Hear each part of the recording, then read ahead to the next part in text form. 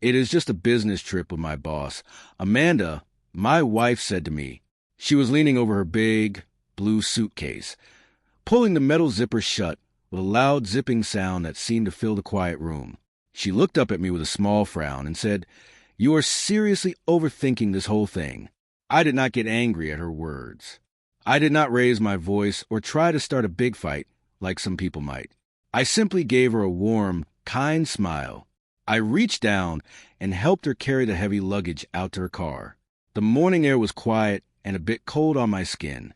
I kissed her cheek to say goodbye and told her to have a safe flight. I stood on the sidewalk and watched as she carefully checked her phone one last time before starting the car engine. She looked a little bit surprised that I did not ask her a single follow-up question before she left. There were no loud arguments that morning, no angry accusations, and no sad pleading for her to stay home with me. After her car drove away and disappeared down the long street, I quietly went back inside our house. The rooms felt very still and empty. I opened up my laptop on the kitchen table and made one very important phone call to a group of caring experts who help people with big life choices. By the end of that same afternoon, a big decision had been set in motion. It was a secret that Amanda would not discover until exactly 2 weeks later, when she was sitting at her office desk. During those next 2 weeks, Amanda sent me lots of cheerful photos from her trip. She showed me pictures of luxury restaurants with pretty, glowing lights on the tables and fancy plates of food.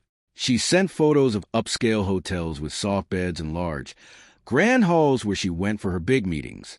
Every message she sent through her phone insisted that the trip was making her feel very tired, but she also said it was a very productive time for her career and her future success. I responded to her messages politely. I kept my replies short and kind. I never mentioned the questions that did not seem to matter anymore. Instead of worrying, I spent all my time meeting with several kind attorneys. I spent my days organizing my financial records and the papers that showed where all our money was kept.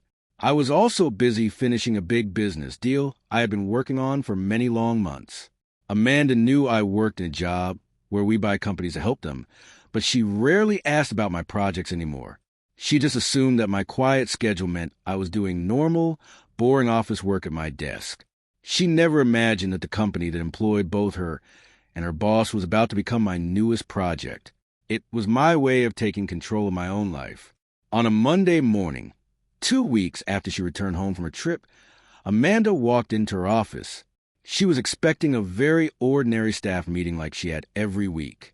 All the employees had been told to gather in the main meeting room because the company had officially been bought by a new owner over the weekend. There was a lot of excitement and nervous energy in the air. Conversations filled up a large room as everyone tried to guess the identity of the mysterious person who had bought the company. Amanda found her boss standing near the front of the room. He looked much more nervous and worried than he usually did. He was tapping his foot on the carpet.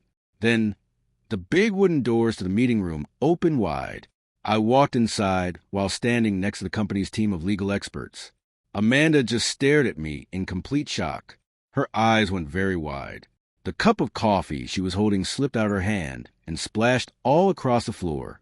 The entire room suddenly became very silent. You could have heard a tiny pin drop on the rug. Amanda's boss looked at me. Then he looked back at Amanda. All of his confidence seemed to disappear in a second. He hurried forward toward me, held out his hand for a handshake, and said hello to me in a very professional way. It was very clear he had no idea about our personal relationship until that very moment. Amanda stood there frozen like a statue, unable to understand what she was seeing with her own eyes. The room was still buzzing with a little bit of energy from the other workers. I stayed very calm and steady. I shook his hand before turning to talk to all the employees. "Good morning, everyone," I said. "I am looking forward to working with all of you." My voice stayed the same as it always was at home, calm and soft. I only spoke about the future of the company and how we could all grow together in a good way. I promised everyone in the room that things would stay stable and fair for every single worker there. I wanted them to feel safe in their jobs. Throughout my whole talk, Amanda never took her eyes off me. She finally started to realize how little she truly knew about my life and my hard work. After the meeting was over, the room cleared out. Amanda followed me into my new, big office and quietly shut the door behind her. "Why didn't you tell me?" she whispered. I could see her hands were still shaking. I looked at her with a calm face before I answered her. "Because for many months, every talk we had was only about your work, your boss, and your business trips. You just stopped asking about my life and what I was doing." Tears started to fill up her eyes as she tried to explain herself. "I did not think your project had anything to do with my company," she said in a small voice. I gave her a gentle nod of my head. "I did not think so either until your business trip made me start paying a lot closer attention to everything around me." For the first time in a long time, she had absolutely nothing to say back to me. Amanda slowly sat down in the soft chair across from my new desk. Her hands were still trembling on her lap. "Nothing happened on that trip," she told me firmly, looking me in the eyes. "You have to believe me." I stayed very calm and took a deep breath before I replied to her. "This isn't just about trying to prove what happened during 1 week away. It is about months and months of keeping secrets from each other.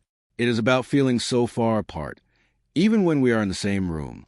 It is about hearing reasons and excuses that slowly replace the real trust we should have in a marriage."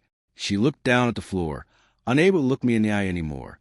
"I thought you didn't care anymore because you never asked me any questions about where I was going," she whispered.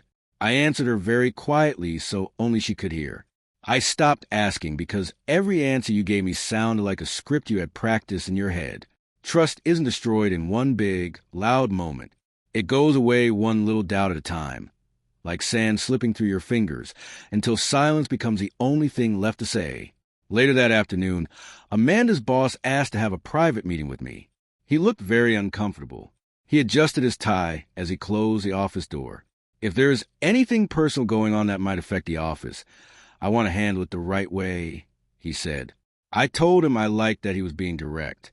I promised him that every choice I made for the company would be based on work and the rules of the company. No one will be treated differently or unfairly because of my personal life or my feelings. I explained to him. A look of relief spread across his face, and his shoulders relaxed. As he left the office, I could see Amanda watching us from the hallway. She realized that I was protecting the company and the workers, even while our own marriage was falling apart. That night, when we were back at our house, Amanda admitted she had started to love the attention she got at work, while she was ignoring our relationship at home. Whether or not she had crossed a line did not feel like the main issue anymore.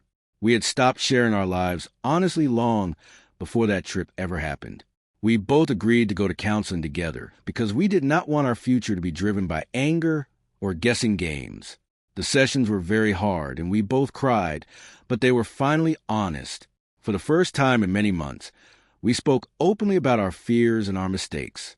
We both understood that avoiding hard talks had caused much bigger problems than facing them ever would have. Over the next few months, we carefully and sadly decided to separate. Our friends thought the company deal had ended our marriage, but they did not understand what really happened behind closed doors. The business deal was just a moment our problems became impossible to ignore.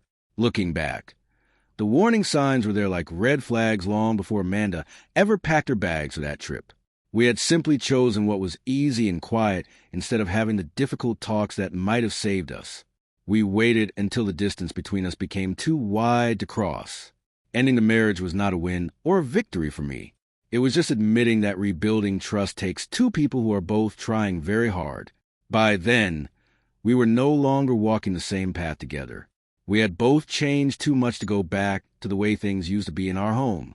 Years later, people at the office still remember the morning I walked into that meeting room. They think the surprise was the biggest part of the story. For me, it was not the surprise at all. The real turning point happened 2 weeks earlier, when I chose not to fight or chase her for more answers. Sometimes, the quietest reaction shows the truth most clearly.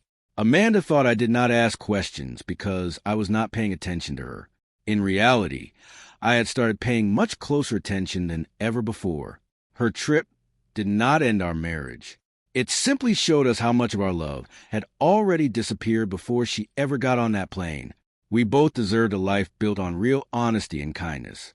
I have learned that true silence is louder than any argument we could have had that day. Being honest with yourself is a first step to being truly happy. Even though it was very hard, I am glad I found the truth. Life is just too short to live in silence or to be with someone who doesn't really see you for who you are.